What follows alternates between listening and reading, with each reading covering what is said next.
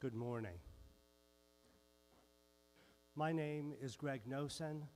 I use he, him pronouns, and I'm a worship associate here at the Unitarian Universalist Congregation of Cleveland. Welcome. It's great to be with you on this winter morning. We acknowledge that we are gathering on the original lands of the Erie and the Haudenosaunee and the Anishinaabe peoples, also known as the Three Fires Council.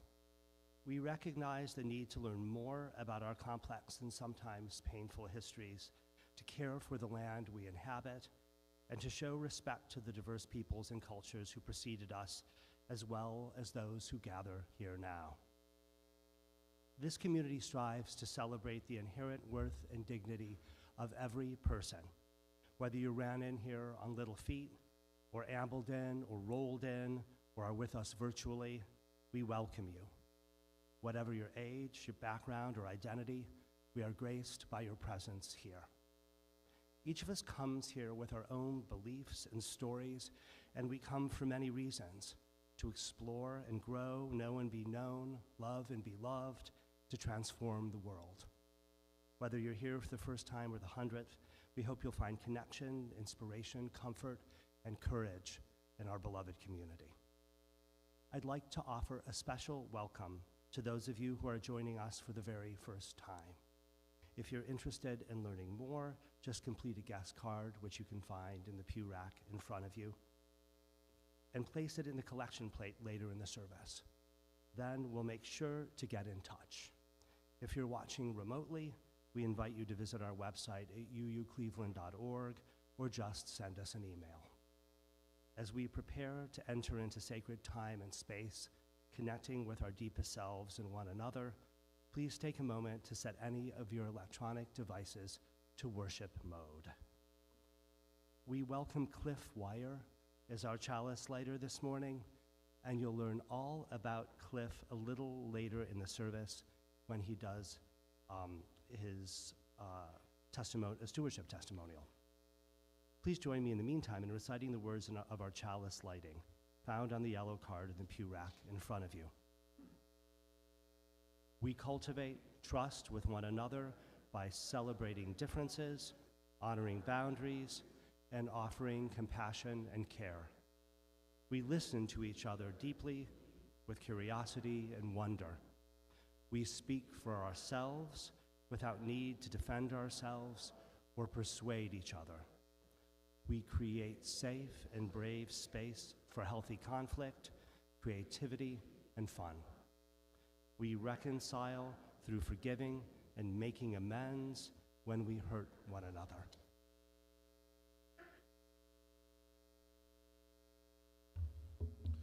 Our call to worship this morning is from the Reverend Lindsay Bates. Come, let us worship together. Let us open our minds to the challenge of reason, open our hearts to the healing of love, open our lives to the calling of conscience, open our souls to the comfort of joy. Astonished by the miracle of life, grateful for the gift of fellowship, confident in the power of a living faith, we are here gathered. Come, let us worship together.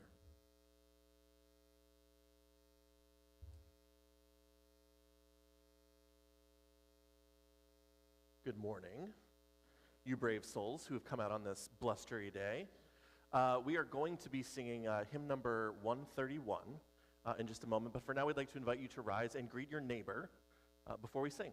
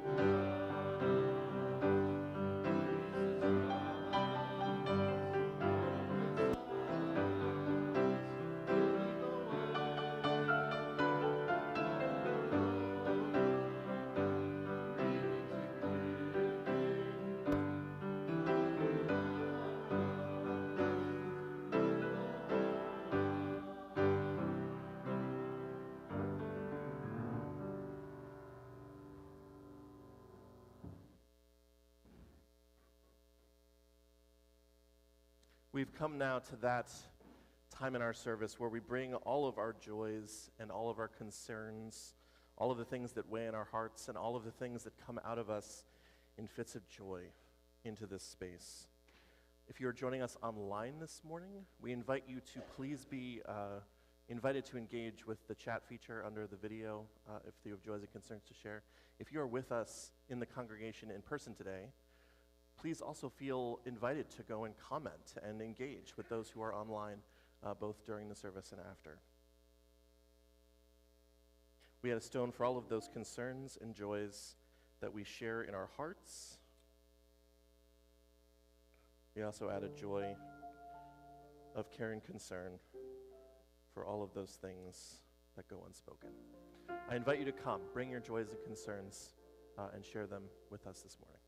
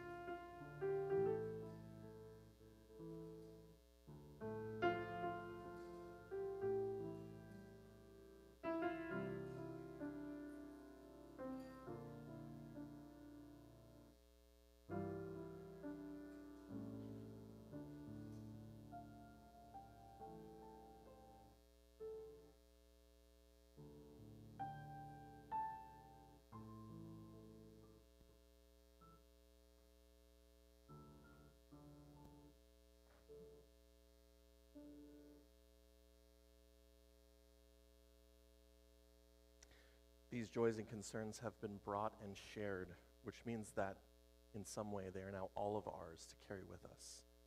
For those that go unspoken, we add an additional stone. And we add a final stone for all of the care and concern that we bring with us into our time together.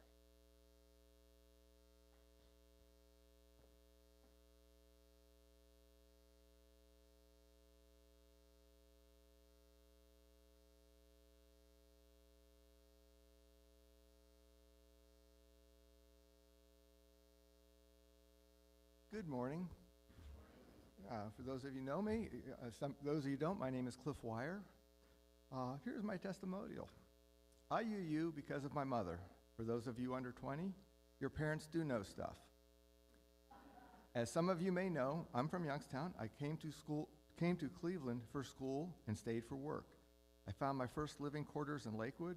The wisdom my mom imparted to me was, when you are new to town and don't know anyone, go to church. I tried a couple churches in Lakewood, but didn't get the connection. A few years later, I moved to Bedford to be closer to work and tried a Methodist church. I had spent high school in a Lutheran church and really had no idea the difference. But the Methodist church worked for the community, potlucks, softball leagues, many of your standard church activities. But over time, I came to realize it didn't fit me. Around this time, by chance, Mom suggested I look into a Unitarian church. I might like it. I had always thought of the Unitarians as just another smaller Protestant denomination. I had no clue at the time. So in November '97, I stepped in and haven't looked back. I had found a spiritual home and community, and it's important to do my part to support this community, which in turn supports me. This congregation is more than Sunday morning. It's a community. It's the second Sunday brunch put on Harry's Kitchen Crew, among other meals. It's the RE classes. Back in the fall of '23, I attended a multi-week class on history of Unitarianism taught by Randy and Alan. It's the annual auction, where I offer a kayak outing that folks keep signing up for. It must be my sparkling personality. It's the social justice programs like GCC and Urban Hope. It's the Sunday morning forums and a host of other activities that suit various interests. And then there's the future to think of, not just today, but tomorrow and next year. I want this congregation to continue and thrive to the next generation. All this and more is why I pledge every year and hope you do as well. Thank you.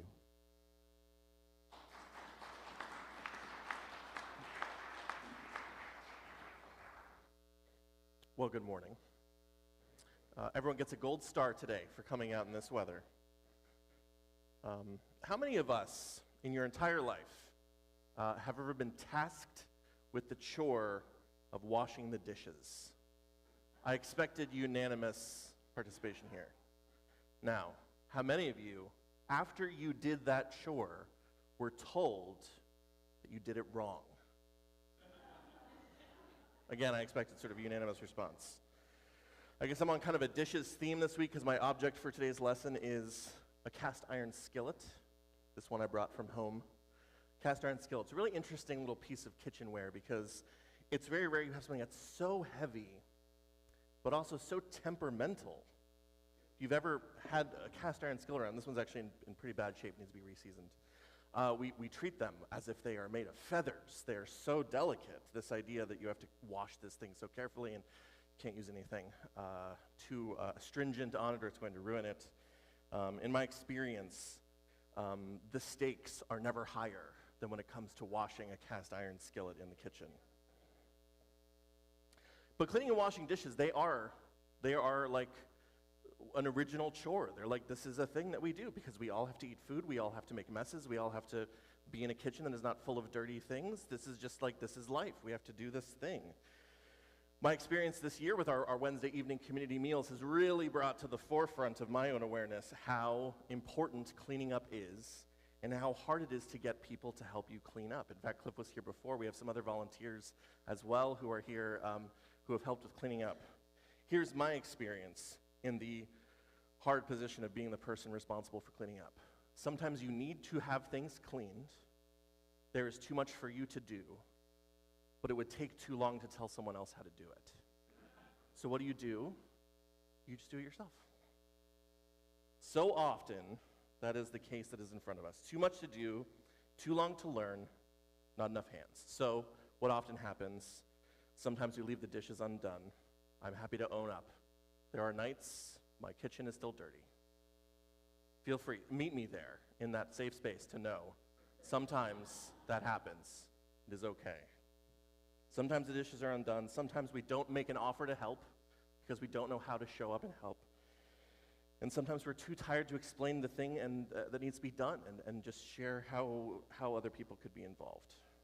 So what I've learned from the cast iron skillet pan that I think is important to break the mythology of this pan, this uncleanable, indestructible pan, is that in fact there really is no wrong way to clean the cast iron skillet. There's no wrong way to load the dishwasher. Because the fact of the matter is, the world is so full of messes. There is so much work to do. There is so much asked of all of us that the moment that we show up and pick up a sponge, we are doing the right thing. And that means some things to us. First off, it means if someone is there to tell you how to do the thing right, by all means listen. They probably have a good sense about what it is to do. But just as importantly, if someone is doing the thing in the way that you would not like them to do it, but they are doing it, it's better than the alternative, which is a kitchen full of dirty dishes.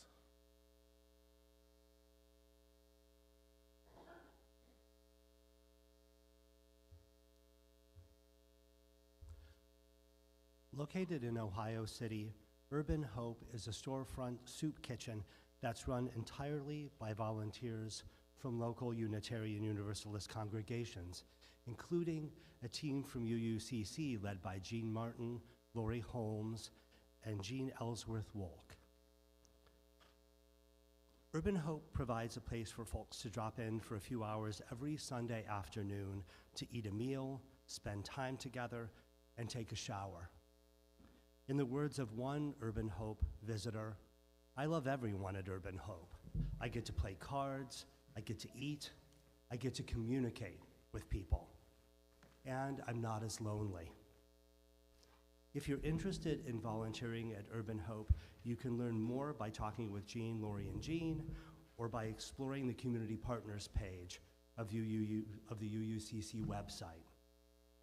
Many of you have already volunteered in the past, and our team would like anyone who has ever cooked, shopped, served, or donated gifts to Urban Hope to please stand right now so we can thank you for a moment.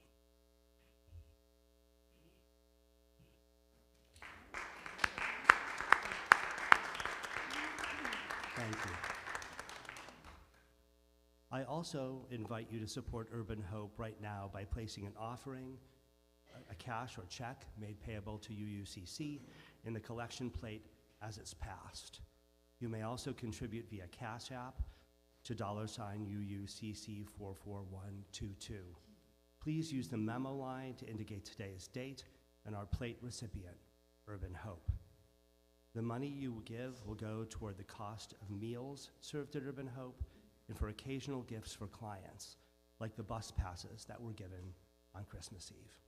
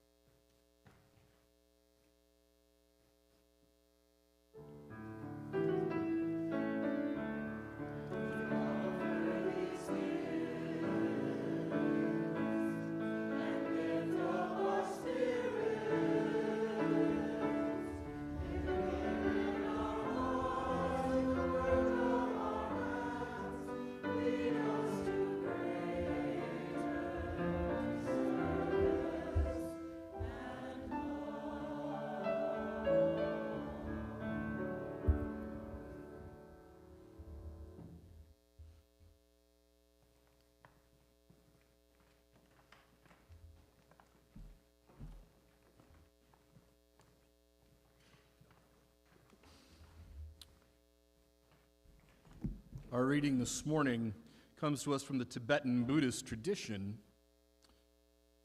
the writer and teacher Chogyam Trungpa. According to the Buddhist tradition, the spiritual path is the process of cutting through our confusion, of uncovering the awakened state of mind. When the awakened state of mind is crowded in by ego and its attendant paranoia, it takes on the character of an underlying instinct. So it is not a matter of building up the awakened state of mind, but rather of burning out confusion which obstructs it. In the process of burning out these confusions, we discover enlightenment. If the process were otherwise, the awakened state of mind would be a product dependent upon cause and effect, and therefore liable to dissolution. Anything which is created must, sooner or later, die. If enlightenment were created in such a way, there would always be the possibility of ego reasserting itself, causing a return to the confused state. Enlightenment is permanent because we have not produced it, we have merely discovered it. In the Buddhist tradition, the analogy of the sun appearing from behind the clouds is often used to explain the discovery of enlightenment. In the meditation practice, we clear away the confusion of ego in order to glimpse the awakened state. The absence of ignorance, of being crowded in, of paranoia, opens up a tremendous view of life. One discovers a different way of being. The heart of confusion is that men and women have a sense of self which seems to be continuous and solid. And when a thought or emotion or even occurs, there's a sense of someone being conscious of what's happening. You sense that you are reading or hearing these words. This sense of self is actually a transitory, discontinuous event which, in our confusion, seems to be quite solid and continuous. Since we take our confused view as being real, we struggle to maintain and enhance this solid self. We try to feed it pleasures and shield it from pain, experience continual threats to reveal our transitoriness to us. So we struggle to cover up any possibility of discovering our real condition. But, we might ask, if our real condition is an awakened state, why are we so busy trying to avoid becoming aware of it? It's because we have become so absorbed in our confused view of the world that we consider it real, the only possible world. This struggle to maintain the sense of self, a sense of solid, continuous self, is the action of ego. Ego, however, is only partially successful in shielding us from pain. It is the dissatisfaction which accompanies ego's struggle that inspires us to examine what we are doing, since there are always gaps in our self-consciousness. Some insight is possible.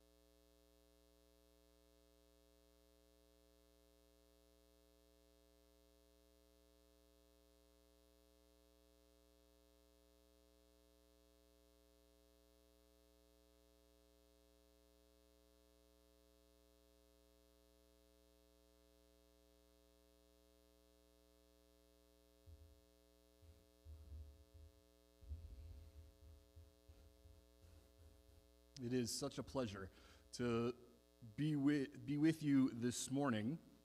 You may not know this, but I was actually married in this church. Reverend Randy performed the ceremony out in your garden, kind of in the parking lot there. I currently serve as the minister of the UU Church in Akron, but have been Reverend Randy's mentor for the past 4 years. And although I think he probably snatched the pebble out of my hand a long time ago, I continue to serve in that role as mentor. Actually, Randy preached in Akron to much acclaim, so I feel like I have a lot to live up to this morning. Although when Randy was there, it was the middle of July, and he didn't have to drive an hour in the driving snow. But still, it is a deep pleasure to be with you this morning. As I said, I was married in your garden, so this is like sacred ground to me. Though one may conquer 1,000 times 1,000 men in battle, yet he indeed is the noblest victor who conquers himself. Self-conquest is far better than the conquest of others. Not even a god, an angel, Mara, or Brahma can turn into defeat the victory of a person who is self-subdued and ever restrained in conduct. The Dhammapada, verses 103 to 105. These are some of the earliest Buddhist texts, sayings, supposedly, of the Buddha himself. I'll leave the argument for and against the veracity of that claim for another day, for words can be true in different ways. Recently, a dear colleague and friend of, not colleague, a dear friend of mine came to know this verse all too well, despite their being a Christian.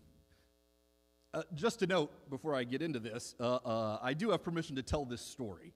And names and details have been altered to protect the innocent, as they used to say. So my friend John had recently started going to therapy. He'd been suffering from trauma around various aspects of his life, most of which were connected to his job and his relationships, and you know, how the pandemic had kind of messed things up for him. The details, frankly, aren't really that important. Suffice it to say that he had had a pretty rough go of it in the past few years, and a lot of tough stuff that needed to be dealt with. Now, John had been in therapy before, but it had been a while, and most of his therapeutic relationships had been pretty positive. He would come for an hour, pour out his soul to his therapist, and get a nice attaboy for being so self-reflective. Frankly, John found that he usually enjoyed talking to a therapist. It helped to get these problems off his chest. It also helped to confirm what he had expected and suspected all along, that everyone in his life was crazy. So he was a bit shocked when it came to meet with this new therapist. John was lugging around a lot of pain and became desperate for help. He looked forward to unloading his burden once again. The people in his life, particularly during some of the traumatic stuff, as I mentioned a couple years ago, were especially crazy. He couldn't wait to tell on them to his new therapist. But a funny thing happened. This new therapist was trained in something called EMDR. I'm not sure if you guys are familiar with that, a common therapy for people with or without a diagnosis of PTSD. But it is a therapy that involves, that often is done for folks who have sustained trauma. And it involves a deep examination of oneself and the pain that we have experienced. 2 or 3 sessions in, and John was ready to quit. There was some time spent in these sessions talking about what was going on with all these supposedly crazy people in John's life. He liked talking about family dynamics and proposing theories as to why his mother was this way and his brother was that way. And the therapist listened to all this, but it was not the main interest that they were there for. The therapist wanted to talk about John. What was he thinking and feeling when he was in these relationships? Now, sometimes the therapist would ask questions that were hard, emotionally hard, that is, to answer. And they made John uncomfortable looking at the ugly parts of himself. He wanted to quit. This was where he and I met for coffee. "What you want is a therafriend," I said. I had learned this term from my wife, who works part-time seeing clients as a therapist. A therafriend is when you go to a therapist and share what's going on in your life, kind of like 2 people who are close friends. Now, there's nothing wrong with that, of course. Heck, outside of a therapy context, this is pretty close to what I would label pastoral care. But of course, the relationship with a minister is ongoing and not per session, as it is with a therapist. There isn't anything wrong with having a TheraFriend, but I always figured if you're going to pay the money to someone to listen to your problems, you should really give them your problems. No, that is not the time for small talk and sort of shallow get-to-know-you stuff, right? It's an hour where you pick up your sword and shield and engage in that most difficult battle that the Buddha says you can ever wage, the battle against yourself. Why should I battle myself? Aren't I a perfect little snowflake just the way I am? It's all those other people out there that are the problem. So easy to justify things that way, isn't it?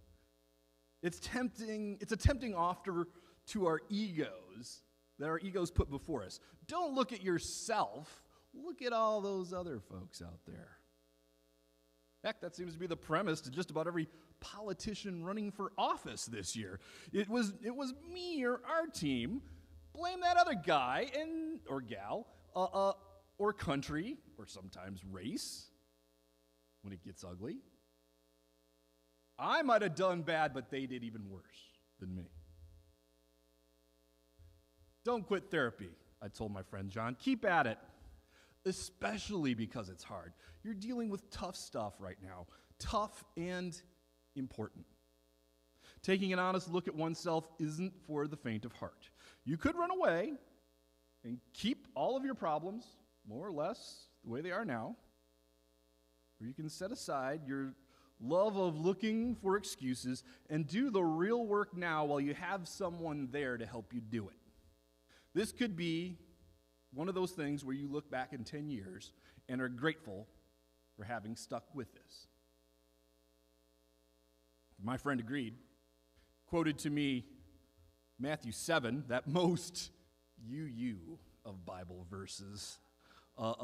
Jesus in the Sermon on the Mount says, "Do not judge, or you too will be judged. For in the same way you judge others, you will be judged, and with the measure you used, it will be measured to you. Why do you look at the speck of sawdust in your brother's eye and pay no attention to the plank in your own? How can you say to your brother, 'Let me take the speck out of your eye,' when all the time there is a plank in your eye? You hypocrite, first take the plank out of your own eye, then you will see more clearly to remove the speck from your brother's eye." Essentially, Jesus is talking about projection. That is to say, the psychological impulse to attribute to someone else a quality or behavior that I have within myself that I do not like to look at. The person becomes a kind of movie screen where I see stuff I do, I don't want to admit that I do it, and so I criticize or blame or judge this other person for doing exactly what I do myself. This happens a lot between parents and children, for example. Children pick up tones of voice, assumptions, worldviews, mental frameworks from their parents. And the parents may not be aware of this in themselves, just that they don't like it when they see their kids doing that stuff. You ignore the board in your eye and focus on the speck in the eye of the other. Again, how often do we see that in politics these days? I remember my first Zen teacher gave a sermon on this once. One of those sermons kind of stuck with me down through the years. And she pointed out that when you point a finger at someone, one finger points towards them, and 3 fingers point back at me. Thus, she taught, you should examine yourself and your issues 3 times harder than you examine the faults of another. Dogen, one of the preeminent teachers of Zen, called this self-reflection taking the backward step. 1 finger points forward, 3 fingers point back. Well, as we heard from Chogyam Trungpa in our reading this morning, Ego has a way of asserting itself even in the spiritual life. Occasionally, the UUA's Ministerial Fellowship Committee asks ministers for recommendations to the infamous MFC reading list. This is a list of books that you have to read before you can get an interview with the Ministerial Fellowship Committee and thus become a minister. I always send them the recommendation of cutting through spiritual materialism because it's such an easy trap, particularly for religious leaders, such an easy trap for us to fall into. Our egos have a way of using spirituality not to burn away delusion, as Trungpa so poetically puts it, but to bolster and reinforce ego itself. I believe that spiritual materialism becomes a temptation to us in the West because so many of us suffer from low self-esteem. Now, this is ironic because you'd think that maybe associating a big ego with high self-esteem, but when we suffer from low self-esteem, we seek out validation from others at all costs. We need to have some affirmation from the outside, usually from other people, to assure us that we are worthy and whole people. When we do not get this affirmation, we don't usually look at ourselves and our own habitual need to be celebrated. No. We blame all those other people for not seeing what wondrous, brilliant individual I happen to be. The ego becomes inflated and blame is shoved external to us. But to lead a spiritual life is to forego this temptation of the ego. Spirituality is not some escape from the world into a closet to pray or the cushion to meditate. It may look like that from the outside. Spirituality is looking at that soft, tender, vulnerable parts of yourself. Those parts you may have some shame around. One of Chogyam Trungpa's students, the writer and teacher Pema Children, called this in one of her books, in fact, it was the title of her book, The Places That Scare You. Highly recommend it.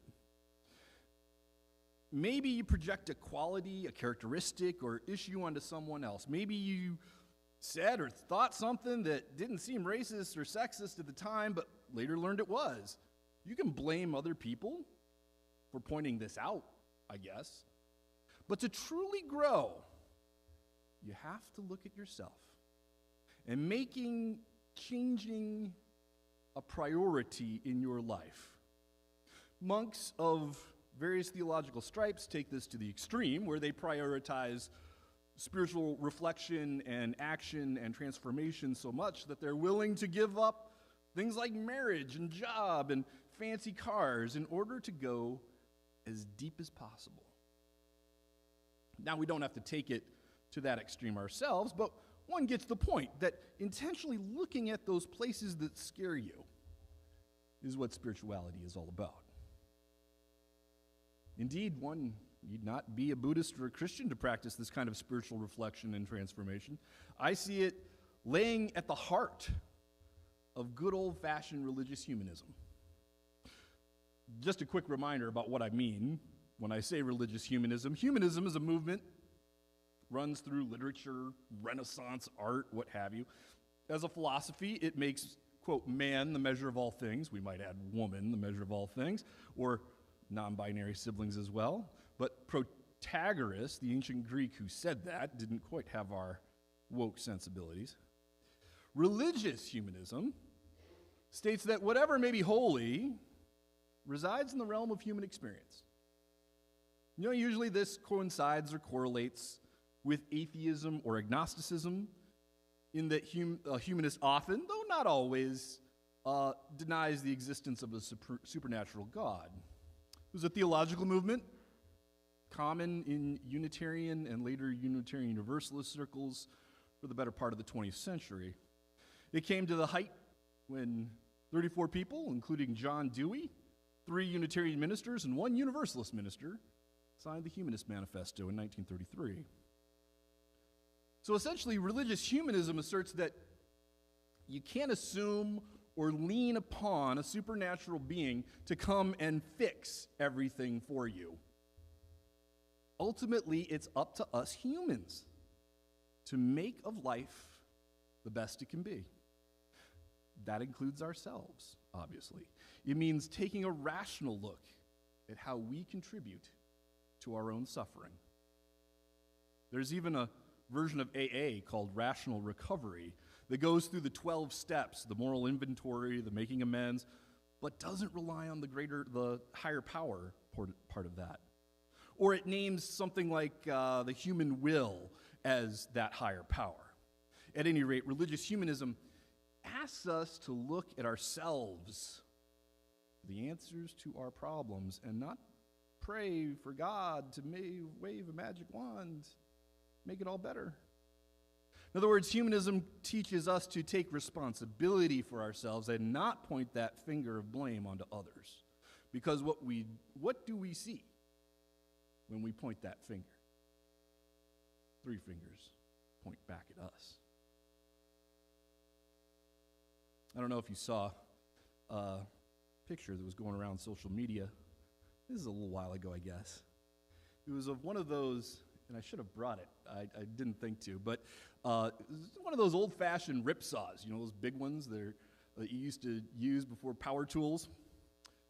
And it was around this saw, a snake had, rather large boa constrictor kind of thing, had wrapped itself around it. What a great metaphor for how we contribute to our own suffering. The snake knows only instinct. In order to eat, it must constrict its prey to death. A harsh truth of nature, but there it is. A snake knows no other option, so when it is harmed by a sharp saw, it constricts around it in self-defense. And yet, what do you think happens when it does so? It only hurts itself more and more, and perhaps may even die. Now, we humans may not physically die as a result of our one finger pointing, but we sure do hurt ourselves. John and I talked about this image. In fact, I think he was the one who showed it to me at first. His anxiety and depression as a result of his trauma were like saw teeth biting into his flesh, and while he kept squeezing tighter and tighter in a forlorn hope to make it better, only by recognizing this in himself, by taking that backward step and examining himself 3 times as he does others, was he able to look at some of those painful things that are in his way and start the process of letting go. Only then did John admit that healing could begin. A promising start. And John made an appointment with his new therapist right there while we were having coffee. May we find the grace and wisdom to get out of our own way. May we, too, let go of the pain and suffering that we bring upon ourselves far too often. And may we not look to others with eyes of judgment and blame for our issues, but rather celebrate them for the unique and wonderful people that they are, because we are too. I love you all. Thank you for having me. Go in peace. Amen. I invite you to rise in all of the ways that you are able and join in singing hymn number 6, just as long as I have breath.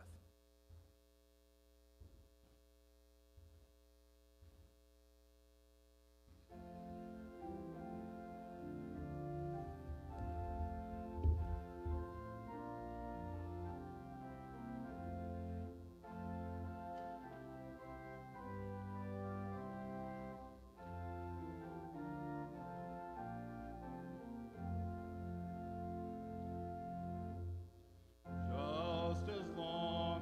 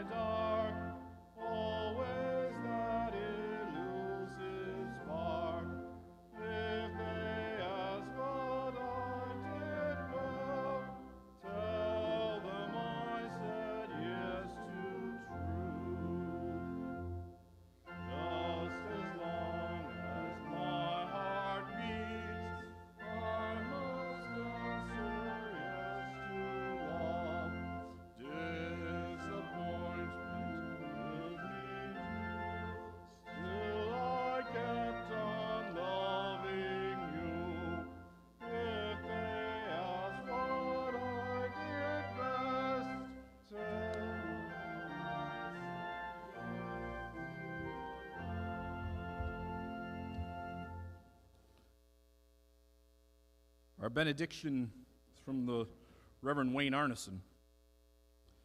As we now prepare to go our separate ways, may the spirit of love, which is at the heart of this community, give us strength and joy, enabling each to grow in a life rewarding and abundant, rich in service and deep with wisdom.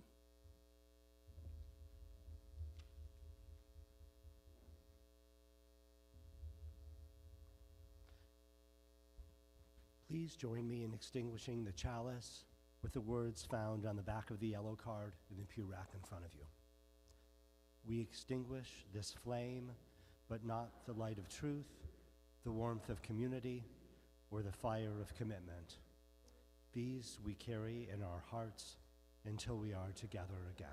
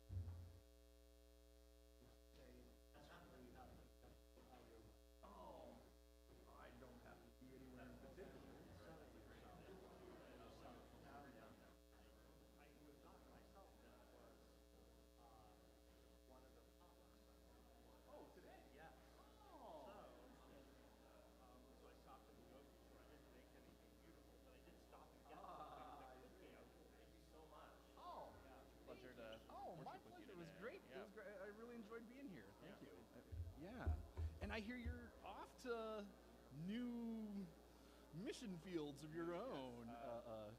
As I try to say, it's the same war but a different theater. Methodist? United Methodist? All right. That's my background. Wound up here after academia. Yeah. So, as I have said to this congregation, so do their faults. because I could have come up, Right. roll them in like, this is terrible, I hate this. Yeah, I yeah, never yeah. want to do it again. Instead, but that's where my training and Right, background right, is. So, Well, I was very active in college in the Wesley Foundation, and made a lot of friends amongst, in that group, and who are now United Methodist clergy. Now Yeah, this is 100%. this is actually in Michigan, Okay. really enjoyed it. And like I say, dear college friends who came out of that. Absolutely. And so 3 years-ish, I think I was involved in it, and got to know. I was raised at UCC. Oh, there you go. Okay. So the Methodists were cousins, kind of cousins, and it was a lot of really great. Well, thanks again for being It was with us. my pleasure.